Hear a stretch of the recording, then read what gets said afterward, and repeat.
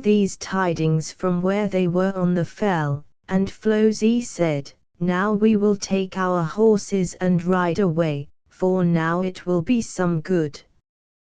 The sons of Siegfried asked whether it would be worthwhile to get to their homes and tell the news. "It must be Maud's meaning," says Flosi, "that ye will visit your wives, and my guess is, that his plan is to let your houses stand unsacked, but my plan is that not a man shall part from the other, but all ride east with me." So every man took that counsel, and then they all rode east and north of the Jokel, and so on till they came to Swinefell.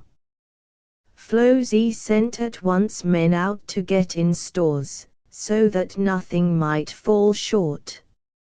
Flosi never spoke about the deed, but no fear was found in him, and he was at home the whole winter till Yule was over. 131 Njals and Bergthora's bones found. Kari bade Jolti to go and search for Njal's bones, for all will believe in what thou sayest and thinkest about them. Jolti said he would be most willing to bear Njal's bones to church, so they rode thence 15 men. They rode east over Thurso water, and called on men there to come with them till they had 100 men, reckoning Njal's neighbours. They came to Bergthorsk knoll at midday. Jolti asked Kari under what part of the house Njal might be lying, but Kari showed them to the spot, and there was a great heap of ashes to dig away. There they found the hide underneath, and it was as though it were shriveled with the fire. They raised up the hide, and lo! they were unburnt under it. All praised God for that, and thought it was a great token. Then the boy was taken up who had lain between them, and of him a finger was burnt off which he had stretched out from under the hide. Njal was borne out, and so was Bergthora, and then all men went to see their bodies. Then Jolti said, "What like look to you these bodies?" They answered, "We will wait for thy utterance." Then Jolti said, "I shall speak what I say with all freedom of speech. The body of Bergthora looks as it was likely she would look, and still fair, but Njal's body and visage seem to me so bright that I have never seen any dead man's body so bright as this." They all said they thought so too. Then they sought for Skarfadin, and the men of the household showed them to the spot where Flosi and his men heard the song sung, and there the roof had fallen down by the gable, and there Jolti said that they should look.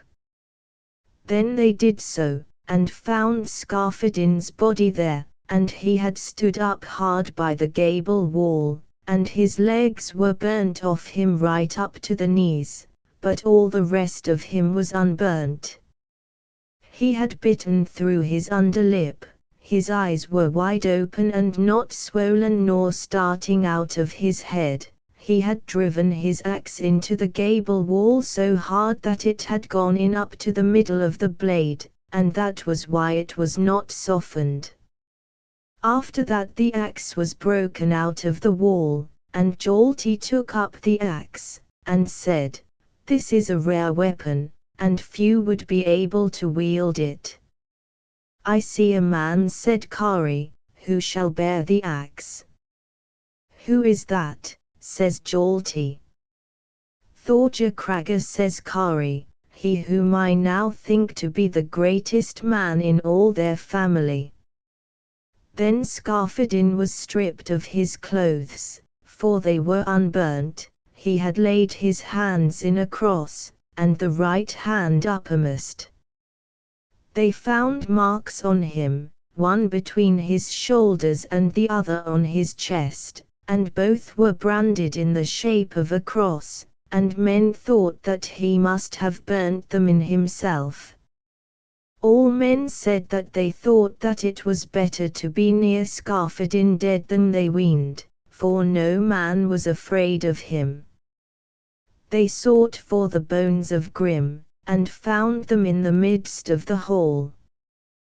They found, too, there, right over against him under the side wall, Thord Friedmanson, but in the weaving room they found Sivuna the carline, and 3 men more. In all they found there the bones of 9 souls. Now they carried the bodies to the church, and then Jalti rode home and Kari with him. A swelling came on Ingiad's leg, and then he fared to Jalti, and was healed there, but still he limped ever afterwards. Kari rode to Tung to Asgrim Eladagrim's son. By that time Thoralla was come home, and she had already told the tidings. Asgrim took Kari by both hands, and bade him be there all that year. Kari said so it should be. Asgrim asked besides all the folk who had been in the house at Bergthorsknoll to stay with him. Kari said that was well offered, and said he would take it on their behalf. Then all the folk were flitted thither. Asgrim's son was so startled when he was told that his foster father Njal was dead, and that he had been burnt in his house, that he swelled all over, and a stream of blood burst out of both his ears, and could not be stanched, and he fell into a swoon, and then it was stanched. After that he stood up, and said he had behaved like a coward, but I would that I might be able to avenge this which has befallen me on some of those who burnt him. But when others said that no one would think this a shame to him, he said he could not stop the mouths of the people from talking about it. Asgrim asked Kari what trust and help he thought he might look for from those east of the rivers. Kari said that Maud Valgard's son, and Jalti Skegai's son, would yield him all the help they could, and so, too, would Thorja Kraga and all those brothers. Asgrim said that was great strength. What strength shall we have from thee, says Kari. All that I can give, says Asgrim, and I will lay down my life on it. So do, says Kari. I have also, says Asgrim, brought Jaija the White into the suit, and have asked his advice how we shall set about it. What advice did he give, asks Kari. He counselled, answers Asgrim, that we should hold us quite still till spring, but then ride east and set the suit on foot against Flosi for the manslaughter of Helgi, and summon the neighbours from their homes, and give due notice at the thing of the suits for the burning, and summon the same neighbours thereto on the inquest before the court.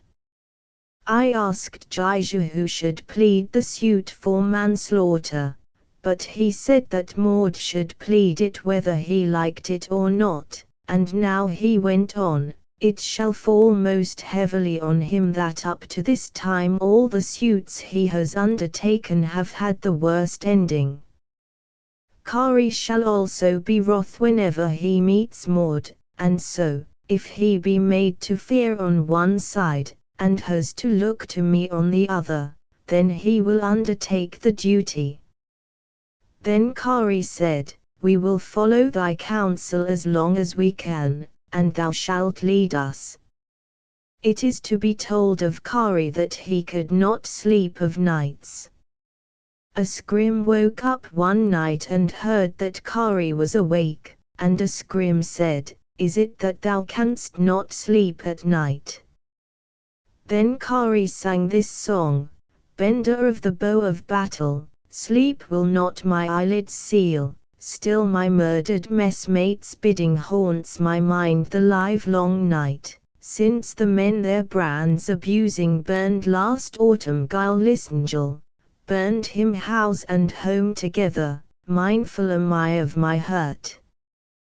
Kari spoke of no men so often as of Njal and Skarfadin, and Bergthora and Helgi. He never abused his foes, and never threatened them. 132 Flozi's dream. One night it so happened that Flozi struggled much in his sleep. Glumhilda's son woke him up, and then Flozi said, "Call me Kettle of the Mark." Kettle came thither, and Flozi said, "I will tell thee my dream." "I am ready to hear it," says Kettle.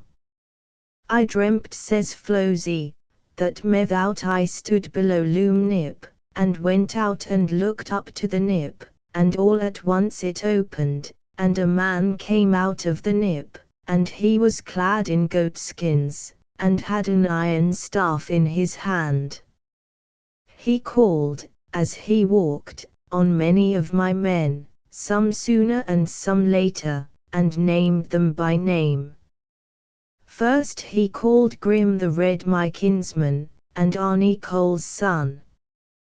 Then methout something strange followed, methout he called Ajolf Bolverk's son, and Ljit son of Hall of the Side, and some 6 men more. Then he held his peace a while. After that he called 5 men of our band, and among them were the sons of Siegfus, thy brothers. Then he called other 6 men, and among them were Lambi, and Modulf, and Glum. Then he called 3 men. Last of all he called Gunnar Lambi's son, and Cole Thorstein's son. After that he came up to me, I asked him what news. He said he had tidings enough to tell. Then I asked him for his name, but he called himself Iongrim. I asked him whither he was going, he said he had to fare to the Althing. What shalt thou do there? I said. First I shall challenge the inquest, he answers, and then the courts, then clear the field for fighters. After that he sang this song, soon a man death's snake stroke stealing high shall lift his head on earth, here amid the dust low rolling battered brainpans men shall see, now upon the hills in hurly buds the blue steel's harvest bright. Soon the bloody dew of battle thigh deep through the ranks shall rise. Then he shouted with such a mighty shout that methout everything near shook, and dashed down his staff, and there was a mighty crash. Then he went back into the fell, but fear clung to me, and now I wish thee to tell me what thou thinkest this dream is. It is my foreboding, says Kettle, that all those who were called must be fey. It seems to me good counsel that we tell this dream to no man just now. Flozi said so it should be. Now the winter passes away till Yule was over. Then Flozi said to his men, now I mean that we should fare from home, for methinks we shall not be able to have an idle peace.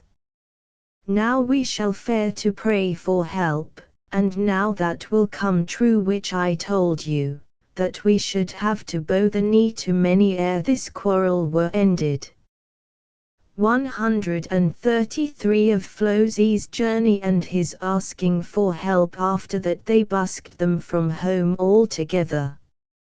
Flozi was in long hose because he meant to go on foot, and then he knew that it would seem less hard to the others to walk. Then they fared from home to Knapval, but the evening after to Broadwater, and then to Carfel, thence by Bjornis to Hornfirth, thence to Staffel in Lon, and then to vat water to Hall of the side. Flosi had to wife Steinvora, his daughter. Hall gave them a very hearty welcome, and Flosi said to Hall, I will ask thee, father-in-law, that thou wouldst ride to the thing with me with all thy thingmen. Now answered Hall, it has turned out as the saw says, but a short while is hand fain of blow, and yet it is one and the same man in thy band who now hangs his head, and who then goaded thee on to the worst of deeds when it was still undone. But my help I am bound to lend thee in all such places as I may. What counsel dost thou give me, said Flosi, in the strait in which I now am? Thou shalt fare, said Hall, north, right up to Weaponfirth, and ask all the chiefs for aid, and thou wilt yet need it all before the thing is over. Flosi stayed there 3 nights, and rested him, and fared thence east to Gitahulna, and so to Beowfirth, there they were the night. Thence they fared east to Brothal in Haydale. There Hallbjorn the strong dwelt. He had to wife Ardni, the sister of Sorli Brodelgi's son, and Flosi had a hearty welcome there. Hallbjorn asked how far north among the firths Flosi meant to go.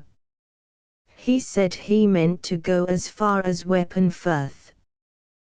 Then Flosi took a purse of money from his belt, and said he would give it to Hallbjorn. He took the money, but yet said he had no claim on Flosi for gifts, but still I would be glad to know in what thou wilt that I repay thee. I have no need of money, says Flosi, but I wish thou wouldst ride to the thing with me, and stand by me in my quarrel, but still I have no ties or kinship to tell towards thee. I will grant thee that, said Hallbjorn, to ride to the thing with thee, and to stand by thee in thy quarrel as I would by my brother. Flosi thanked him, and Hallbjorn asked much about the burning, but they told him all about it at length. Thence Flosi fared to Brothal's Heath, and so to Raffenkelstead. There dwelt Raffenkel, the son of Thora, the son of Raffenkelraum. Flosi had a hearty welcome there, and sought for help and a promise to ride to the thing from Raffenkel, but he stood out a long while, though the end of it was that he gave his word that his son Thora should ride with all their thingmen, and yield him such help as the other priests of the same district. Flosi thanked him and fared away to Bersasted. There Homestein son of Bersi the wise dwelt, and he gave Flosi a very hearty welcome. Flosi begged him for help. Homestein said he had been long in his debt for help. Thence they fared to Waltheofstead, there Sorli Brodelgi's son, Bjani's brother, dwelt. He had to wife Thordisa, a daughter of Gudmund the Powerful, of Modruval. They had a hearty welcome there. But next morning Flosi raised the question with Sorli that he should ride to the Althing with him, and bid him money for it. I cannot tell about that, says Sorli, so long as I do not know on which side my father-in-law Gudmund the Powerful stands, for I mean to stand by him on whichever side he stands. Oh, said Flosi, I see by thy answer that a woman rules in this house.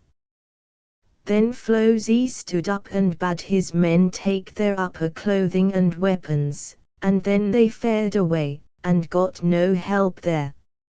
So they fared below Lagarfleet and over the heath to Njadwick. Their 2 brothers dwelt, Thorkel the All-Wise, and Thorwald his brother, they were sons of Ketil, the son of Thidrandi the wise, the son of Ketil Rumble, son of Thora Thidrandi. The mother of Thorkel the All-Wise and Thorwald was Yngvilda, daughter of Thorkel the Wise. Flosi got a hearty welcome there. He told those brothers plainly of his errand, and asked for their help, but they put him off until he gave 3 marks of silver to each of them for their aid. Then they agreed to stand by Flosi. Their mother Yngvilda was by when they gave their words to ride to the Althing, and wept. Thorkel asked why she wept, and she answered, I dreamt that thy brother Thorwald was clad in a red kirtle, and methought it was so tight as though it were sewn on him, methought too that he wore red hose on his legs and feet, and bad shoe tongs were twisted round them, methought it ill to see when I knew he was so uncomfortable, but I could do naught for him. They laughed and told her she had lost her wits, and said her babble should not stand in the way of their ride to the Thing. Flosi thanked them kindly, and fared thence to Weaponfirth and came to Horf. There dwelt Bjani Brodelgi's son. 1. Bjani took Flosi by both hands, and Flosi bade Bjani money for his help. Never said Bjani, have I sold my manhood or help for bribes, but now that thou art in need of help, I will do thee a good turn for friendship's sake, and ride to the Thing with thee, and stand by thee as I would by my brother. Then thou hast thrown a great load of debt on my hands, said Flosi, but still I looked for as much from thee. Thence Flosi and his men fared to Crosswick. Thorkel Gatis' son was a great friend of his. Flosi told him his errand, and Thorkel said it was but his duty to stand by him in every way in his power, and not to part from his quarrel. Thorkel gave Flosi good gifts at parting. Thence they fared north to Weaponfirth and up into the Fleetdale country, and turned in as guests at Holmsteins, the son of Bersi the Wise. Flosi told him that all had backed him in his need and business well, save sorely Brodelgi's son. Holmstein said the reason of that was that he was not a man of strife. Holmstein gave Flosi good gifts. Flosi fared up Fleetdale, and thence south on the fell across Oxenlyre and down Swinehorndale, and so out by Alftarfirth to the west, and did not stop till he came to Vatwater to his father-in-law Hall's house. There he stayed half a month, and his men with him and rested him. Flosi asked Hall what counsel he would now give him, and what he should do next, and whether he should change his plans. My counsel, said Hall, is this, that thou goest home to thy house, and the sons of Sigfus with thee, but that they send men to set their homesteads in order. But first of all fare home, and when ye ride to the Thing, ride all together, and do not scatter your band. Then let the sons of Sigfus go to see their wives on the way. I too will ride to the Thing, and Ljit my son with all our Thing men, and stand by thee with such force as I can gather to me. Flosi thanked him, and Hall gave him good gifts at parting. Then Flosi went away from Vatwater, and nothing is to be told of his journey till he comes home to Swinefell. There he stayed at home the rest of the winter, and all the summer right up to the Thing. Endnots. 1. Brodelgi was the son of Thorgil, the son of Thorstein the White, the son of Oliver, the son of Ivald, the son of Oxenthera. The mother of Bjani was Hola, the daughter of Lighting. The mother of Brodelgi was Asphora, the daughter of Thera, the son of Porijatli, the son of Therathidrandi. Bjani Brodelgi's son had to wife Ranviga, the daughter of Thorja, the son of Eric of Goodale, the son of Germund, the son of Rold, the son of Eric Friselbeard.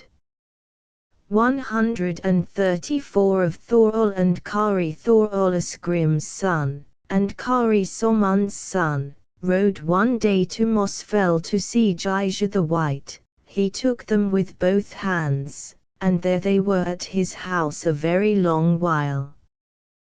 Once it happened as they and Jaija talked of Njal's burning, that Jaija said it was very great luck that Kari had got away. Then a song came into Kari's mouth. I who wetted helmet here, one, I who oft have burnished brand, from the fray went all unwilling when Njal's roof tree crackling roared, out I leapt when bands of spearmen lighted there a blaze of flame. Listen men unto my moaning, mark the telling of my grief. Then Jaija said, it must be forgiven thee that thou art mindful, and so we will talk no more about it just now. Kari says that he will ride home, and Jaija said, I will now make a clean breast of my counsel to thee. Thou shalt not ride home, but still thou shalt ride away, and east under Ajafel, to see Thorja Kraga, and Thorleif Crow. They shall ride from the east with thee. They are the next of kin in the suit, and with them shall ride Thorgrim the Big, their brother. Ye shall ride to Mord Valgard's son's house, and tell him this message from me, that he shall take up the suit for manslaughter for Helginjal's son against Flosi. But if he utters any words against this, then shalt thou make thyself most wrathful, and make believe as though thou wouldst let thy axe fall on his head, and in the second place, thou shalt assure him of my wrath if he shows any ill will. Along with that shalt thou say, that I will send and fetch away my daughter Thorkatla, and make her come home to me, but that he will not abide, for he loves her as the very eyes in his head. Kari thanked him for his counsel. Kari spoke nothing of help to him, for he thought he would show himself his good friend in this as in other things. Thence Kari rode east over the rivers, and so to Fleetlith, and east across Markfleet, and so on to Salile and Smull. So they ride east to Holt. Thorja welcomed them with the greatest kindliness. He told them of Flosi's journey, and how great help he had got in the East Firths. Kari said it was no wonder that he, who had to answer for so much, should ask for help for himself. Then Thorja said, the better things go for them, the worse it shall be for them, we will only follow them up so much the harder. Kari told Thorja of Jaija's advice. After that they ride from the east to Rangrivaval to Mord Valgard's son's house. He gave them a hearty welcome. Kari told him the message of Jaija his father-in-law. He was slow to take the duty on him, and said it was harder to go to law with Flosi than with any other 10 men. Thou behavest now as he, too, thought, said Kari, for thou art a bad bargain in every way, thou art both a coward and heartless, but the end of this shall be as is fitting, that Thorkatla shall fare home to her father. She busked her at once, and said she had long been bound to part from Maud. Then he changed his mood and his words quickly, and begged off their wrath, and took the suit upon him at once. Now said Kari, thou hast taken the suit upon thee, see that thou pleadest it without fear, for thy life lies on it. Maud said he would lay his whole heart on it to do this well and manfully.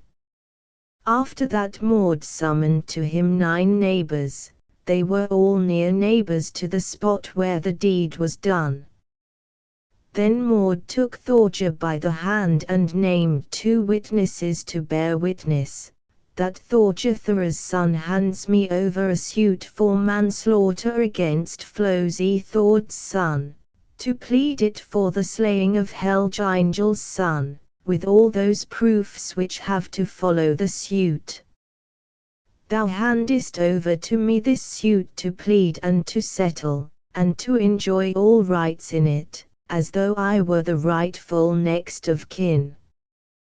Thou handest it over to me by law, and I take it from thee by law.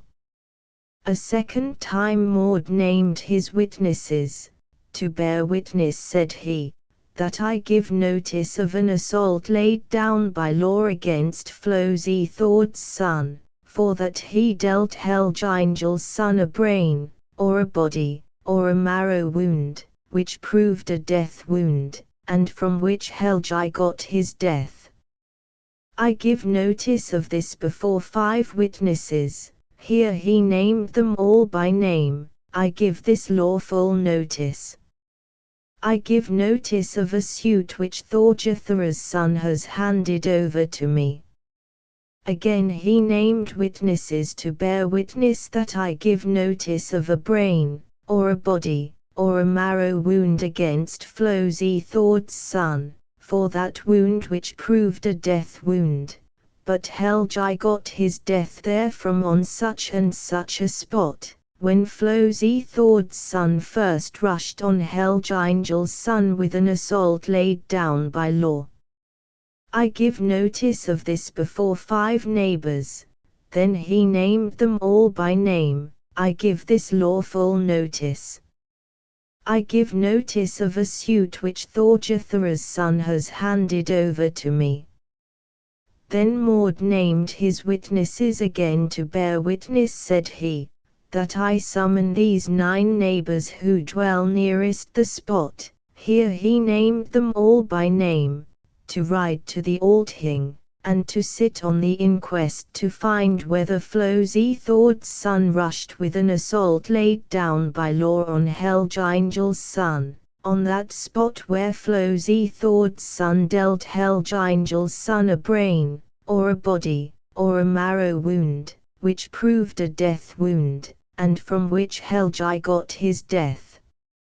I call on you to utter all those words which ye are bound to find by law, and which I shall call on you to utter before the court, and which belong to this suit. I call upon you by a lawful summons. I call on you so that ye may yourselves hear. I call on you in the suit which Thorja Thora's son has handed over to me.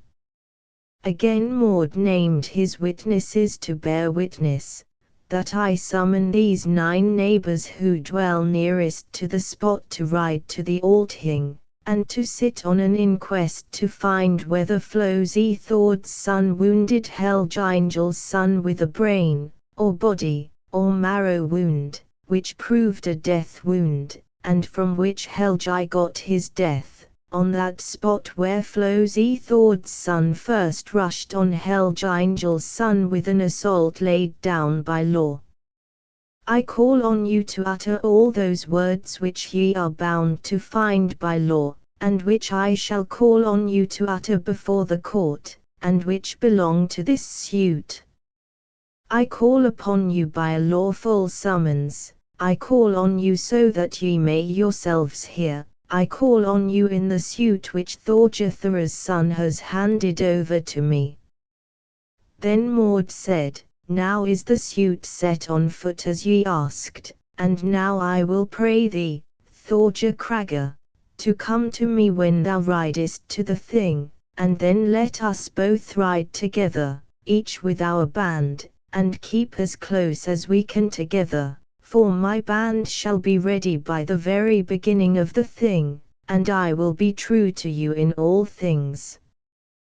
They showed themselves well pleased at that, and this was fast bound by oaths, that no man should sunder himself from another till Kari willed it, and that each of them should lay down his life for the other's life.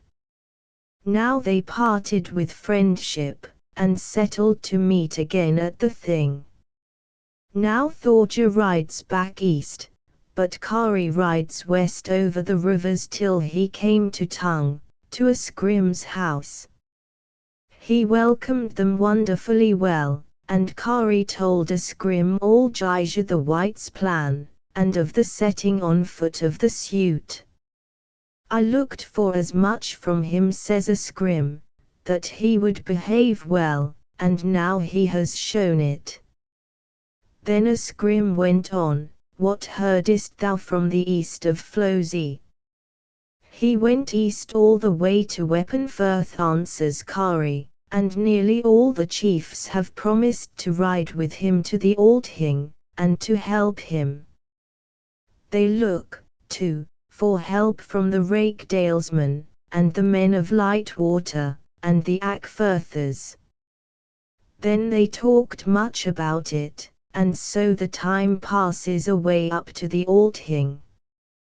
Thorol Scrim's son took such a hurt in his leg that the foot above the ankle was as big and swollen as a woman's thigh, and he could not walk save with a staff.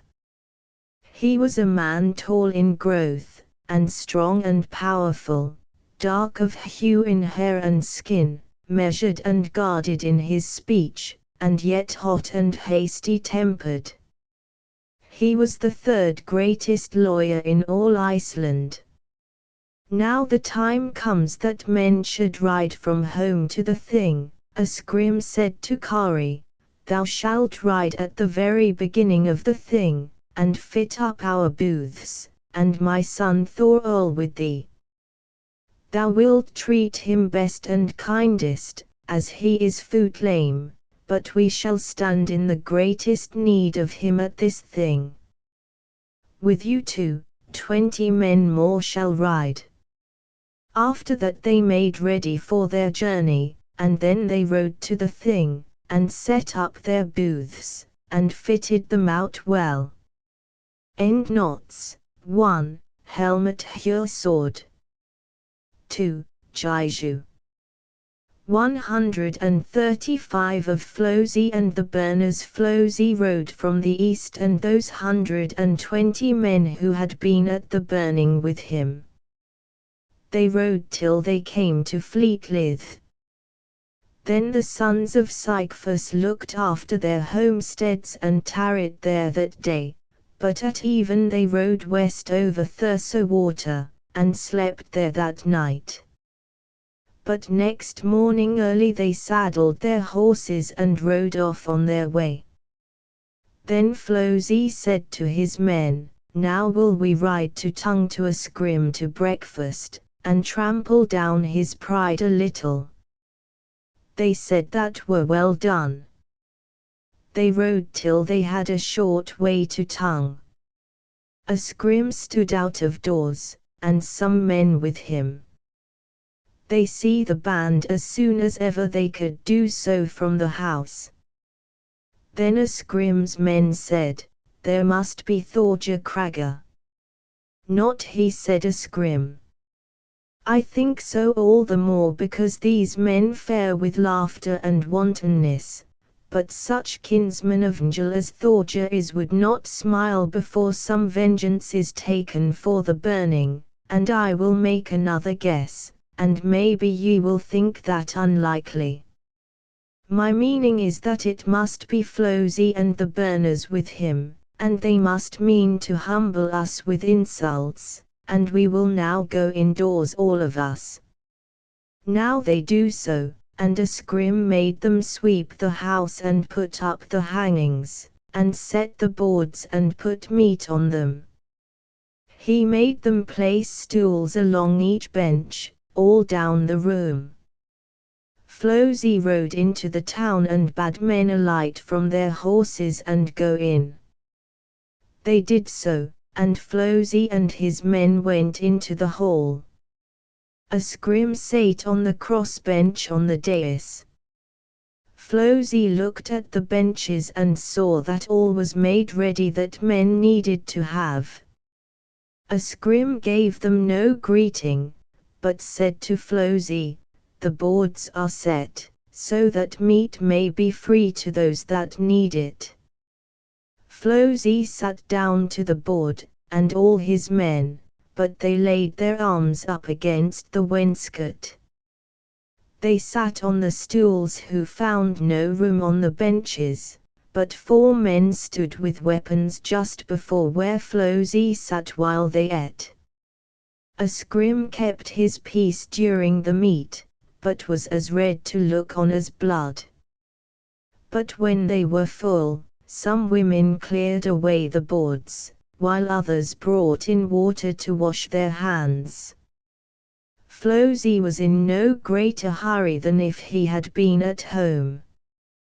There lay a poleaxe in the corner of the dais. A scrim caught it up with both hands, and ran up to the rail at the edge of the dais, and made a blow at Flosi's head. Glumhilda's son happened to see what he was about to do, and sprang up at once, and got hold of the axe above a scrim's hands, and turned the edge at once on a scrim, for Glum was very strong. Then many more men ran up and seized a scrim, but Flosi said that no man was to do a scrim any harm, for we put him to too hard a trial, and he only did what he ought, and showed in that he had a big heart. Then Flosi said to a scrim, "Here, now, we shall part safe and sound, and meet at the thing, and there begin our quarrel over again." "So it will be," says a scrim, "and I would wish that, ere this thing be over, ye should have to take in some of your sails." Flosi answered him never a word, and then they went out, and mounted their horses, and rode away. They rode till they came to Lagar water, and were there that night, but next morning they rode on to Baitval, and baited their horses there, and there many bands rode to meet them. There was whole of the side, and all the East Firthers. Flosi greeted them well, and told them of his journeys and dealings with a scrim. Many praised him for that, and said such things were bravely done. Then Hall said, "I look on this in another way than ye do, for methinks it was a foolish prank. They were sure to bear in mind their griefs, even though they were not reminded of them anew, but those men who try others so heavily must look for all evil." It was seen from Hall's way that he thought this deed far too strong. They rode thence all together, till they came to the upper field, and there they set their men in array, and rode down on the thing.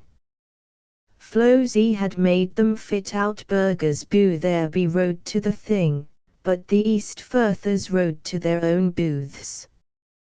136 of Thorja Kraga rode from the east with much people. His brothers were with him, Thorleif Crow and Thorgrim the Big. They came to Horf, to Maud Valgard's son's house, and bided there till he was ready. Maud had gathered every man who could bear arms, and they could see nothing about him but that he was most steadfast in everything, and now they rode until they came west across the rivers. Then they waited for Jalti Skegai's son. He came after they had waited a short while, and they greeted him well, and rode afterwards all together till they came to Rakia in Bishop's Tongue, and bided there for Asgrim Eladagrim's son, and he came to meet them there. Then they rode west across Bridgewater. Then Asgrim told them all that had passed between him and Flosi, and Thorgr said, I would that we might try their bravery ere the thing closes. They rode until they came to Bate Val. There Jaija the White came to meet them with a very great company, and they fell to talking together. Then they rode to the upper field, and drew up all their men in array there, and so rode to the thing. Flosi and his men all took to their arms, and it was within an ace that they would fall to blows. But Asgrim and his friends and their followers would have no hand in it, and rode to their booths, and now all was quiet that day, so that they had naught to do with one another. Thither were come chiefs from all the quarters of the land. There had never been such a crowded thing before, that men could call to mind.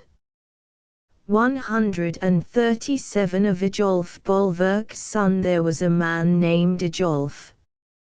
He was the son of Bolverk, the son of Ejolf the Guileful, of Otterdale. 1. Ejolf was a man of great rank, and best skilled in law of all men, so that some said he was the third best lawyer in Iceland. He was the fairest in face of all men, tall and strong, and there was the making of a great chief in him. He was greedy of money, like the rest of his kinsfolk. One day Flosi went to the booth of Bjani Brodelgi's son. Bjani took him by both hands, and sat Flosi down by his side. They talked about many things, and at last Flosi said to Bjani, What counsel shall we now take? I think, answered Bjani, that it is now hard to say what to do, but the wisest thing seems to me to go round and ask for help, since they are drawing strength together against you. I will also ask thee, Flosi, whether there be any very good lawyer in your band, for now there are but two courses left, one to ask if they will take an atonement, and that is not a bad choice, but the other is to defend the suit at law, if there be any defense to it, though that will seem to be a bold course, and this is why I think this last ought to be chosen, because ye have hitherto fared high and mightily, and it is unseemly now to take a lower course. As to thy asking about lawyers, said Flosi, I will answer thee at once that there is no such man in our band, nor do I know where to look for one except it be Thorkel Gater's son, thy kinsman. We must not reckon on him, said Bjani, for though he knows something of law, he is far too wary, and no man need hope to have him as his shield, but he will back thee as well as any man who backs thee best, for he has a stout heart. Besides, I must tell thee that it will be that man's bane who undertakes the defense in this suit for the burning, but I have no mind that this should befall my kinsman Thorkel, so ye must turn your eyes also hither. Flosi said he knew nothing about who were the best lawyers. There is a man named Ejolf, said Bjani, he is Bolverk's son, and he is the best lawyer in the West Firthers quarter, but you will need to give him much money if you are to bring him into the suit, but still we must not stop at that.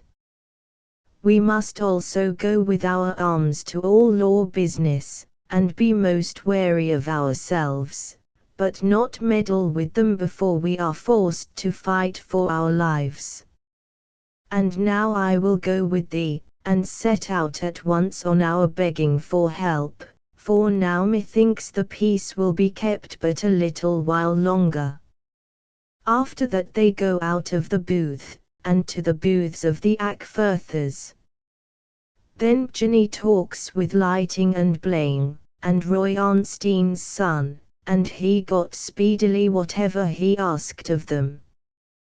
Then they fared to see Cole, the son of Killingscutie, and Evind Thorkel's son, the son of Askel the priest, and asked them for their help, but they stood out a long while, but the end of it was that they took 3 marks of silver for it, and so went into the suit with them. Then they went to the booths of the men of Lightwater, and stayed there some time. Flosie begged the men of Lightwater for help, but they were stubborn and hard to win over, and then Flosie said, with much wrath, "Ye are ill-behaved. Ye are grasping and wrongful at home in your own country, and ye will not help men at the thing, though they need it. No doubt you will be held up to reproach at the thing, and very great blame will be laid on you if ye bear not in mind that scorn and those biting words which Scarfedin hurled at you men of Lightwater." But on the other hand, Flosie dealt secretly with them, and bade them money for their help, and so coaxed them over with fair words, until it came about that they promised him their aid, and then became so steadfast that they said they would fight for Flosie, if need were. Then Ginny said to Flosie, "Well done. Well done. Thou art a mighty chief, and a bold outspoken man, and reckest little what thou sayest to men." After that they fared away west across the river, and so to the La booth. They saw many men outside before the booth. There was one man who had a scarlet cloak over his shoulders, and a gold band round his head, and an axe studded with silver in his hand. "This is just right," said Ginny. "Here now is the man I spoke of, Ijolf Bolverk's son, if thou wilt see him, Flosie." Then they went to meet Ijolf, and hailed him. Ijolf knew Ginny at once, and greeted him well. Ginny took Ijolf by the hand, and led him up into the great rift. Flosie's and Ginny's men followed after, and Ijolf's men went also with him. They bade them stay upon the lower brink of the rift, and look about them, but Flosie, and Ginny, and Ijolf went on till they came to where the path leads down from the upper brink of the rift. Flosie said it was a good spot to sit down there, for they could see around them far and wide. Then they sat them down there. They were 4 of them together, and no more. Then Ginny spoke to Ijolf, and said, "Thee, friend, have we come to see, for we much need thy help in every way." "Now," said Ijolf, "there is good choice of men here at the thing, and ye will not find it hard to fall on those who will be a much greater strength to you than I can be." "Not so," said Ginny, "thou hast many things which show that there is no greater man than thou at the thing. First of all, that thou art so well born, as all those men are who are sprung from Ragnar Herebreeks, thy forefathers, too, have always stood first in great suits, both here at the thing and at home in their own country, and they have always had the best of it, we think. Therefore, it is likely that thou wilt be lucky in winning suits, like thy kinsfolk."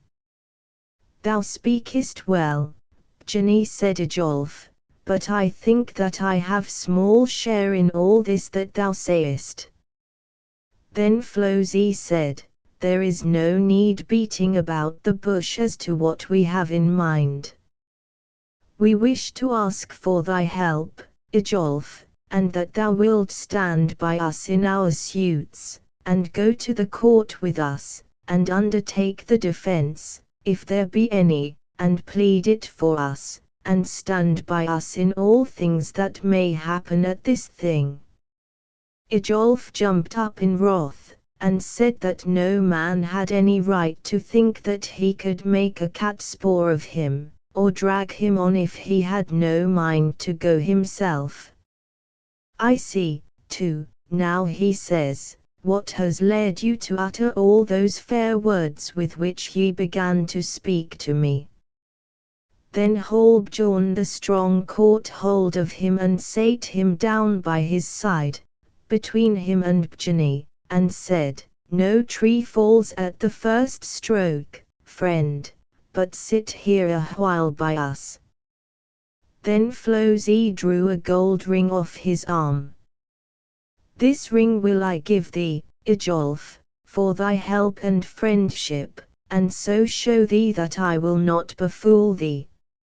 It will be best for thee to take the ring, for there is no man here at the thing to whom I have ever given such a gift. The ring was such a good one, and so well made, that it was worth 1,200 yards of russet stuff.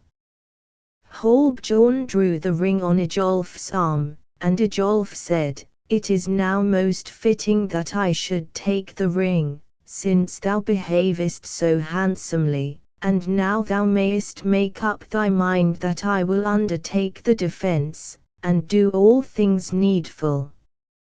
Now said Bjani, ye behave handsomely on both sides, and here are men well fitted to be witnesses, since I and Halbjorn are here, that thou hast undertaken the suit.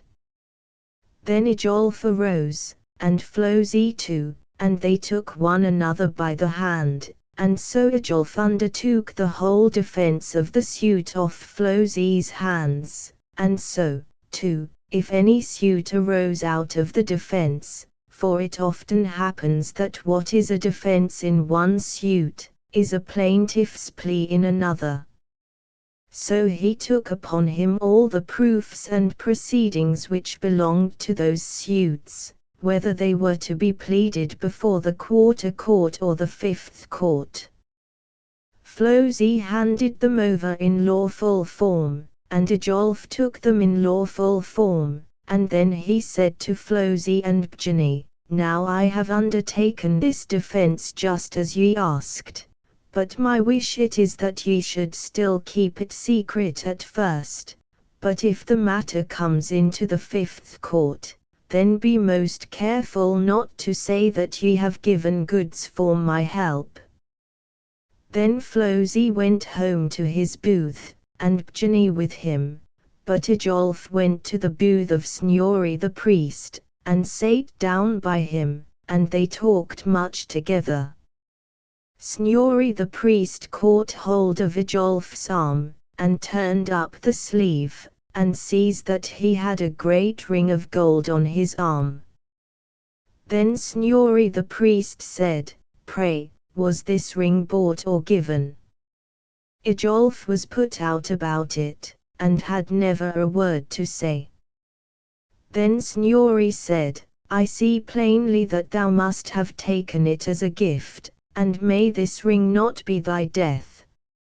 Ajolf jumped up and went away, and would not speak about it, and Snorri said, as Ajolf arose, It is very likely that thou wilt know what kind of gift thou hast taken by the time this thing is ended. Then Ajolf went to his booth. Endnots. 1. Ajolf the Guileful was the son of Thordgella, the son of Olif Phalin. The mother of Ajolf the Guileful was Rodney, the daughter of Skeggi of Midfirth. 138 of Asgrim, and Jaiju, and Kari now Asgrim Eladagrim's son talks to Jaiju the White, and Kari Somund's son, and to Jalti Skeggi's son, Maud Valgard's son, and Thorja Kraga, and says, There is no need to have any secrets here, for only those men are by who know all our counsel. Now I will ask you if ye know anything of their plans, for if you do, it seems to me that we must take fresh counsel about our own plans. Snorri the priest answers, Jaisu the White sent a man to me, and bade him tell me that Flosi had gotten great help from the Northlanders, but that Ajolf Bolverk's son, his kinsman, had had a gold ring given him by someone, and made a secret of it, and Snorri said it was his meaning that Ajolf Bolverk's son must be meant to defend the suit at law, and that the ring must have been given him for that. They were all agreed that it must be so. Then Jaisu spoke to them, Now has Maud Valgard's son, my son-in-law, undertaken a suit, which all must think most hard, to prosecute Flosi, and now my wish is that ye share the other suits amongst you, for now it will soon be time to give notice of the suits at the Hill of Laws. We shall need also to ask for more help. Asgrim said, So it should be, but we will beg thee to go round with us when we ask for help. Jaisu said he would be ready to do that. After that Jaisu picked out all the wisest men of their company to go with him as his backers. There was Jalti Skegai's son, and Asgrim, and Kari, and Thorja Kraga. Then Jaisu the White said, Now will we first go to the booth of Skapti Thorod's son, and they do so. Jaisu the White went first, then Jalti, then Kari, then Asgrim, then Thorja Kraga, and then his brothers. They went into the booth. Skapti sat on the crossbench on the dais, and when he saw Jaisu the White he rose up to meet him, and greeted him and all of them well, and bade Jaisu to sit down by him, and he does so. Then Jaisu said to Asgrim, Now shalt thou first raise the question of help with Skapti, but I will throw in what I think good. We are come hither, said Asgrim, for this Sake, Skapti, to seek help and aid at thy hand. I was thought to be hard to win the last time, said Skapti, when I would not take the burden of your trouble on me. It is quite another matter now, said Jaisu. Now the feud is for Master Njal and Mistress Bergthora, who were burnt in their own house without a cause, and for Njal's 3 sons, and many other worthy men, and thou wilt surely never be willing to yield no help to men, or to stand by thy kinsmen and connections. It was in my mind, answers Skapti, when Skarfadin told me that I had myself borne tar on my own head, and cut up a sod of turf and crept under it, and when he said that I had been so afraid that Thorolf Lopt son of Ura bore me abroad in his ship among his meal sacks, and so carried me to Iceland, that I would never share in the blood feud for his death. Now there is no need to bear such things in mind, said Jaisu the White, for he is dead who said that, and thou wilt surely grant me this, though thou wouldst not do it for other men's sake. This quarrel, says Skapti, is no business of thine, except thou choosest to be entangled in it along with them. Then Jaisu was very wroth, and said, Thou art unlike thy father, though he was thought not to be quite clean-handed, yet was he ever helpful to men when they needed him most. We are unlike in temper, said Skapti. Ye two, Asgrim and thou, think that ye have had the lead in mighty deeds, thou, Jaisu the White, because thou overcamest Gunnar of Lithend, but Asgrim, for that he slew Gork, his foster brother. Few, said Asgrim, bring forward the better if they know the worse, but many would say that I slew not Gork ere I was driven to it. There is some excuse for thee for not helping us, but none for heaping reproaches on us, and I only wish before this thing is out that thou mayest get from this suit the greatest disgrace, and that there may be none to make thy shame good. Then Jiju and his men stood up all of them, and went out, and so on to the booth of Snorri the priest. Snorri sat on the cross-bench in his booth. They went into the booth, and he knew the men at once, and stood up to meet them, and bade them all welcome, and made room for them to sit by him. After that, they asked one another the news of the day. Then a scrim spoke to Snorri, and said, For that am I and my kinsman Jiju come hither, to ask thee for thy help. Thou speakest of what thou mayest always be forgiven for asking, for help in the blood feud after such connections as thou hadst. We, too, got many wholesome counsels from Njal, though few now bear that in mind, but as yet I know not of what ye think ye stand most in need. We stand most in need, answers a scrim, of brisk lads and good weapons, if we fight them here at the thing. True it is, said Snorri, that much lies on that, and it is likeliest that ye will press them home with daring, and that they will defend themselves so in likewise, and neither of you will allow the others right. Then ye will not bear with them and fall on them, and that will be the only way left, for then they will seek to pay you off with shame for manscathe, and with dishonor for loss of kin. It was easy to see that he goaded them on in everything. Then Jiju the White said, Thou speakest well, Snorri, and thou behavest ever most like a chief when most lies at stake. I wish to know, said a scrim, in what way thou wilt stand by us if things turn out as thou sayest. I will show thee those marks of friendship, said Snorri, on which all your honor will hang, but I will not go with you to the court. But if ye fight here on the thing, do not fall on them at all unless ye are all most steadfast and dauntless, for you have great champions against you. But if ye are overmatched, ye must let yourselves be driven hither towards us, for I shall then have drawn up my men in array hereabouts, and shall be ready to stand by you.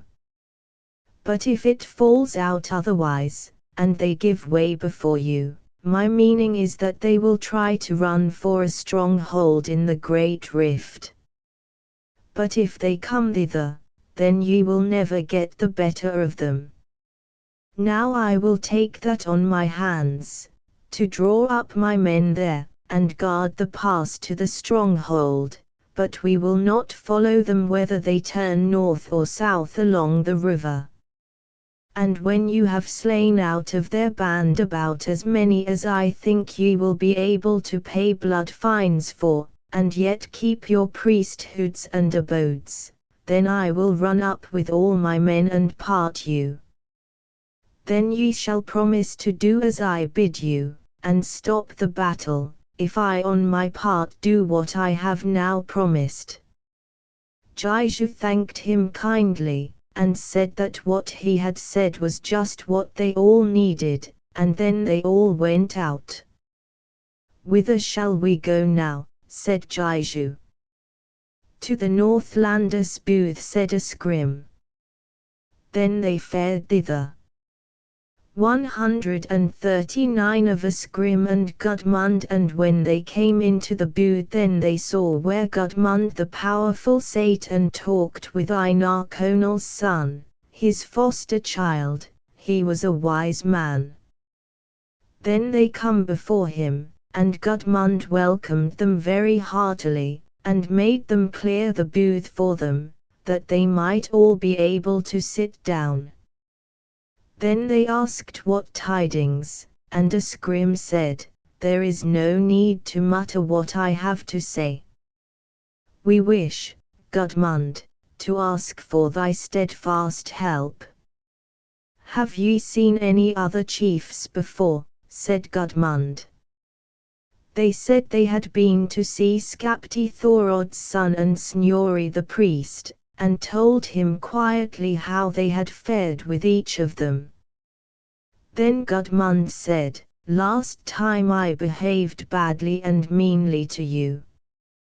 Then I was stubborn, but now ye shall drive your bargain with me all the more quickly because I was more stubborn then, and now I will go myself with you to the court with all my Thing men, and stand by you in all such things as I can, and fight for you though this be needed, and lay down my life for your lives.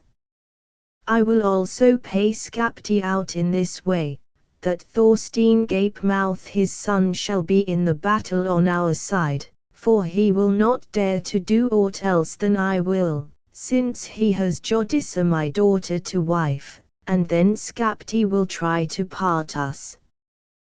They thanked him, and talked with him long and low afterwards, so that no other men could hear.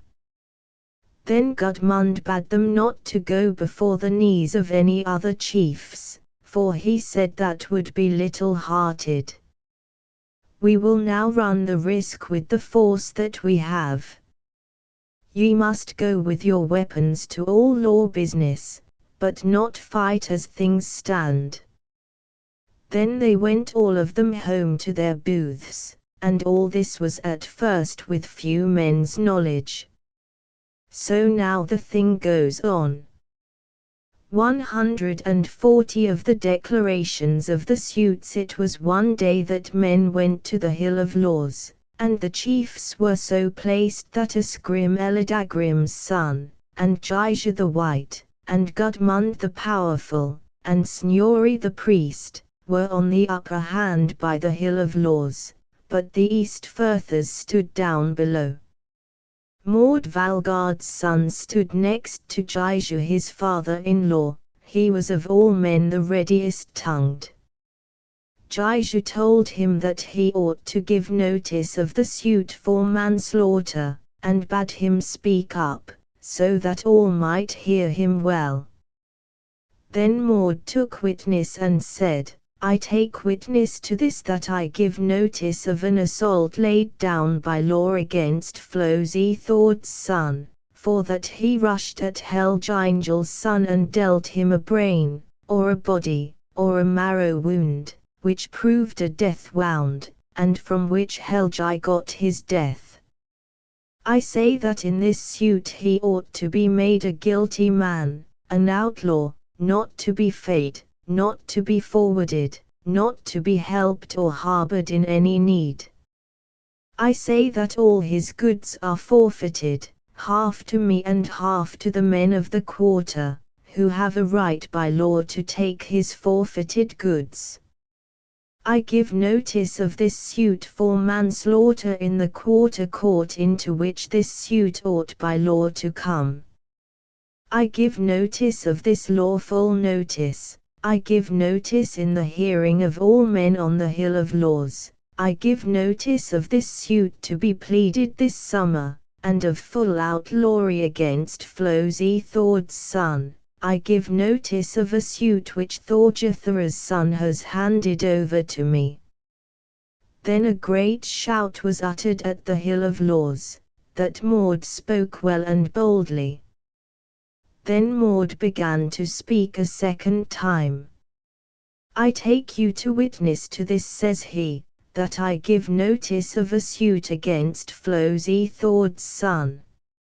I give notice for that he wounded Helgingel's son with a brain, or a body, or a marrow wound, which proved a death wound, and from which Helgi got his death on that spot where Flosi Thord's son had first rushed on Helgingel's son with an assault laid down by law.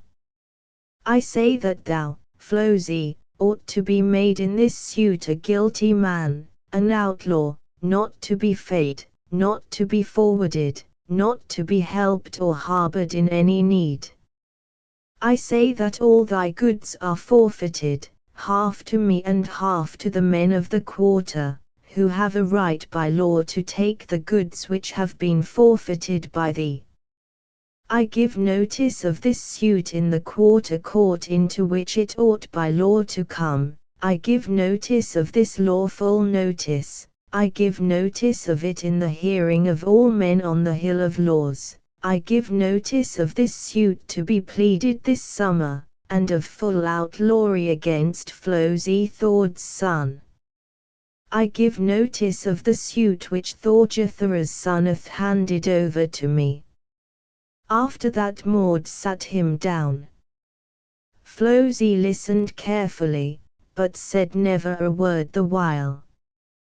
Then Thorgekragger stood up and took witness, and said, I take witness to this, that I give notice of a suit against Glumhilda's son, in that he took firing and lit it, and bore it to the house at Bergthorsknoll, when they were burned inside it, to wit, Njal Thorge's son, and Bergthora Skarfedin's daughter, and all those other men who were burned inside it there and then.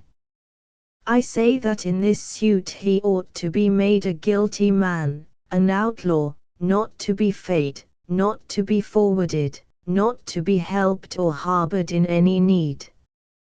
I say that all his goods are forfeited.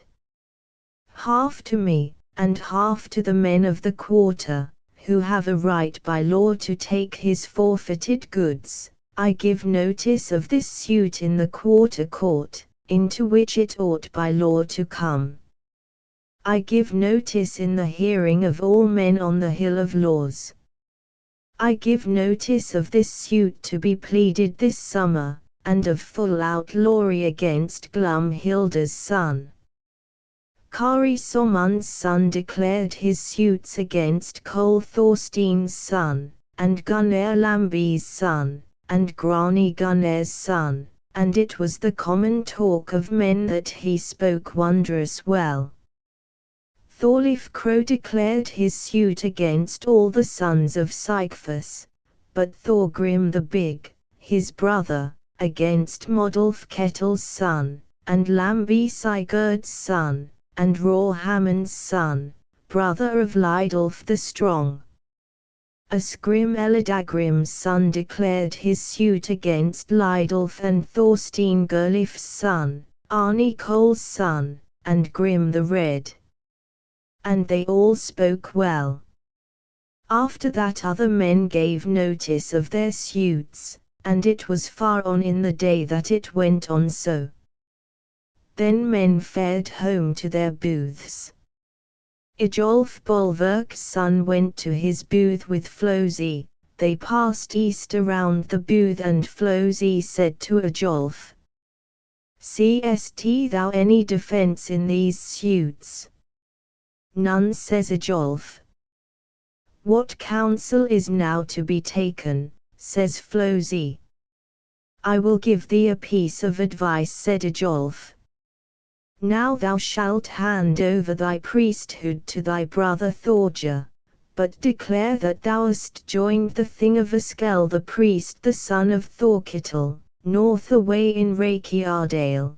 But if they do not know this, then may be that this will harm them, for they will be sure to plead their suit in the Eastfirthers court, but they ought to plead it in the Northlanders court, and they will overlook that. And it is a fifth court matter against them if they plead their suit in another court than that in which they ought, and then we will take that suit up, but not until we have no other choice left." "Maybe," said Flosi, "that we shall get the worth of the ring." "I don't know that," says Ejolf, "but I will stand by thee at law, so that men shall say that there never was a better defence. Now, we must send for Askel, but Thorger shall come to thee at once, and a man with him. A little while after Thorja came, and then he took on him Flozi's leadership and priesthood. By that time Askel was come thither too, and then Flozi declared that he had joined his thing, and this was with no man's knowledge save theirs. Now all is quiet till the day when the courts were to go out to try suits. 141 Now men go to the courts. Now the time passes away till the courts were to go out to try suits. Both sides then made them ready to go thither, and armed them.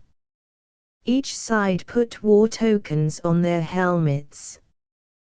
Then Thorol Asgrim's son said, Walk hastily in nothing farther mine, and do everything as lawfully and rightly as ye can, but if ye fall into any strait let me know as quickly as ye can, and then I will give you counsel.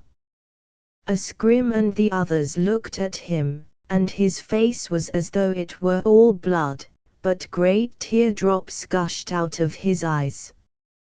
He bade them bring him his spear, that had been a gift to him from Skarfadin, and it was the greatest treasure. Asgrim said as they went away, Our kinsman Thorol was not easy in his mind as we left him behind in the booth, and I know not what he will be at. Then Asgrim said again, Now we will go to Mord Valgard's son, and think of naught else but the suit, for there is more sport in Flozi than in very many other men. Then Asgrim sent a man to Jaija the White, and Jolti Skegai's son, and Gudmund the Powerful. Now they all came together, and went straight to the court of Eastfirthers. They went to the court from the south, but Flozi and all the Eastfirthers with him went to it from the north. There were also the men of Rakedale and the Ackfirthers with Flozi. There, too, was Ajolf Bolverk's son. Flozi looked at Ajolf, and said, All now goes fairly, and may be that it will not be far off from thy guess. Keep thy peace about it, says Ajolf, and then we shall be sure to gain our point. Now Mord took witness, and bade all those men who had suits of outlawry before the court to cast lots who should first plead or declare his suit, and who next, and who last. He bade them by a lawful bidding before the court, so that the judges heard it. Then lots were cast as to the declarations, and he, Mord, drew the lot to declare his suit first. Now Mord Valgard's son took witness the second time, and said, I take witness to this, that I accept all mistakes in words in my pleading, whether they be too many or wrongly spoken, and I claim the right to amend all my words until I have put them into proper lawful shape. I take witness to myself of this. Again Mord said, I take witness to this, that I bid Flozi Thord's son, or any other man who has undertaken the defence made over to him by Flozi, to listen for him to my oath, and to my declaration of my suit, and to all the proofs and proceedings which I am about to bring forward against him. I bid him by a lawful bidding before the court, so that the judges may hear it across the court. Again Mord Valgard's son said, I take witness to this, that I take an oath on the book, a lawful oath, and I say it before God, that I will so plead this suit in the most truthful, and most just and most lawful way, so far as I know, and that I will bring forward all my proofs in due form, and utter them faithfully so long as I am in this suit. After that he spoke in these words, I have called Thorod as my first witness, and Thorbjorn as my second, I have called them to bear witness that I gave notice of an assault laid down by law against Flosi Thord's son, on that spot where he, Flosi Thord's son, rushed with an assault laid down by law on Helgingel's son, when Flosi Thord's son wounded Helgingel's son with a brain, or a body, or a marrow wound, which proved a death wound, and from which Helgi got his death. I said that he ought to be made in this suit a guilty man, an outlaw, not to be fed, not to be forwarded, not to be helped or harbored in any need.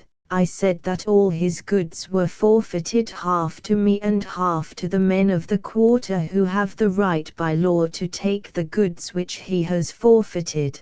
I gave notice of the suit in the quarter court into which the suit ought by law to come. I gave notice of that lawful notice. I gave notice in the hearing of all men at the Hill of Laws. I gave notice of this suit to be pleaded now this summer, and of full outlawry against Flosi Thord's son. I gave notice of a suit which Thorgether's son had handed over to me, and I had all these words in my notice which I have now used in this declaration of my suit.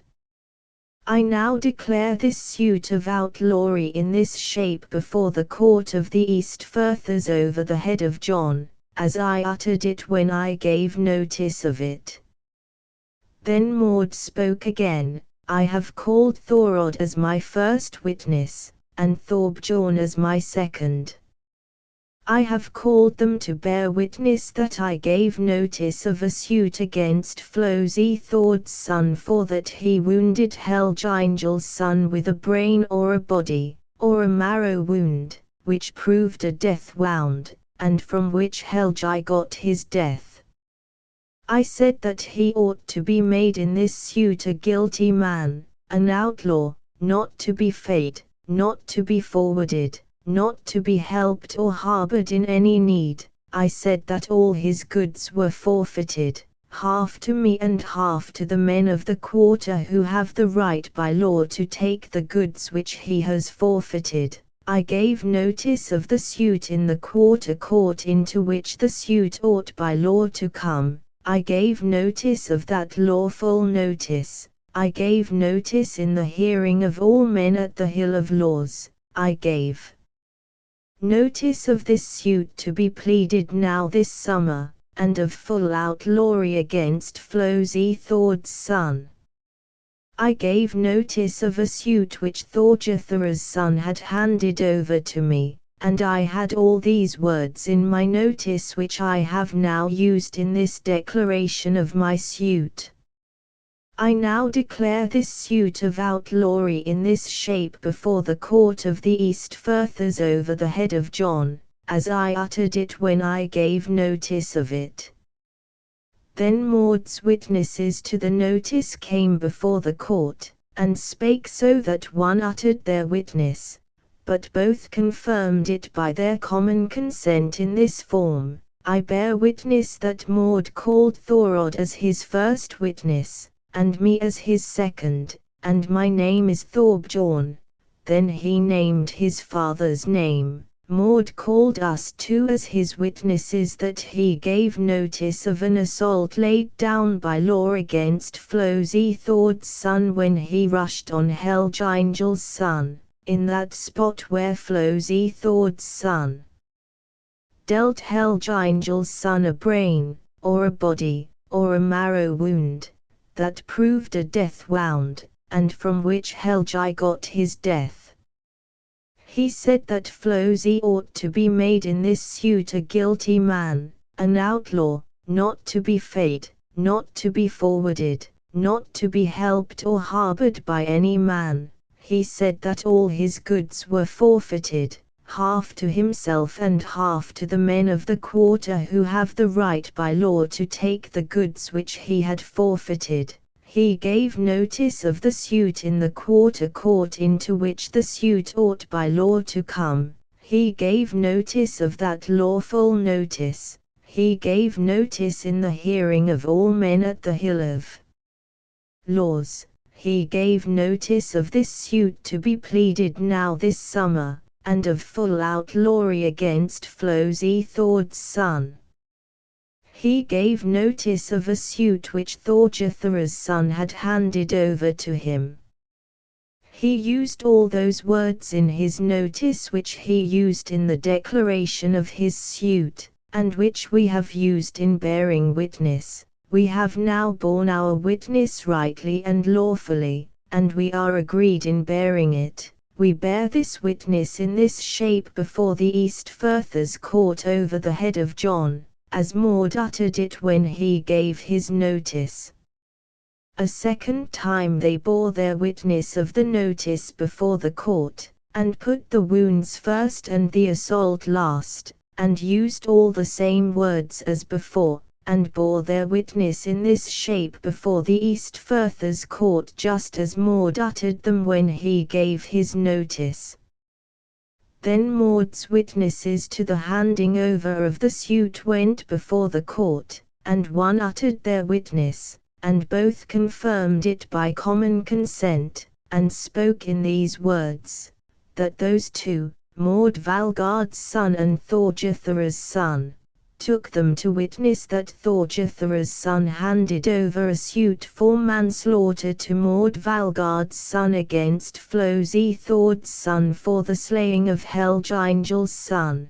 He handed over to him then this suit, with all the proofs and proceedings which belonged to the suit. He handed it over to him to plead and to settle, and to make use of all rights as though he were the rightful next of kin. Thorge handed it over lawfully, and Maud took it lawfully. They bore witness of the handing over of the suit in this shape before the East Firthers Court over the head of John, just as Maud or Thorge had called them as witnesses to prove. They made all these witnesses swear on oath ere they bore witness, and the judges too. Again Maud Valgard's son took witness.